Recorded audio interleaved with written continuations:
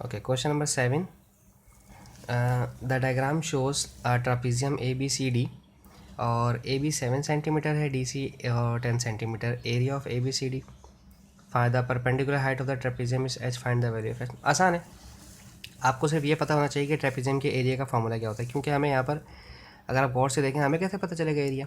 हमें ऐसे पता चलेगा कि यहाँ इन्होंने एरिया दिया हुआ है, ठीक है. वॉल्यूम तो नहीं देगा ट्रेपेजियम का, हो सकता है दे भी दे किसी क्वाड्रिलेटरल शेप का वॉल्यूम, वो एक अलग कॉन्सेप्ट. लेकिन यहाँ एरिया दिया है. जब एरिया गिवन है तो हम एरिया का ही फॉर्मूला लगाएंगे. एरिया ऑफ ट्रेपेजियम होता है 1/2 sum of two parallel sides, यानी कि a + b multiply by height, ठीक है. और ये फार्मूला बहुत ज़्यादा फेमस भी है, बहुत ज़्यादा इस्तेमाल भी होता है जगह जगह इन टर्म्स ऑफ h बनाने के लिए, इन टर्म्स ऑफ b या a. ये आपकी D2 बुक में था. एरिया की जगह 1/85 रख दिया. 1/2 sum of two parallel sides.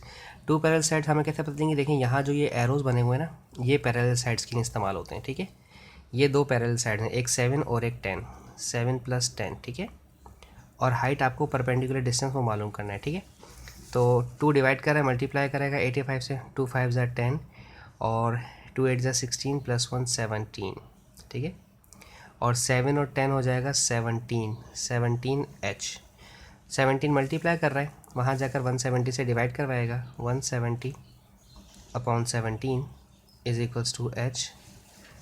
तो 17 1 = 17 और 17 10 = 170 हो जाएगा. तो हाइट कितनी आ गई ट्रेपेजियम की परपेंडिकुलर हाइट 10 सेंटीमीटर. तो आपने यहाँ पर 10 सेंटीमीटर लिख दिया. That's it.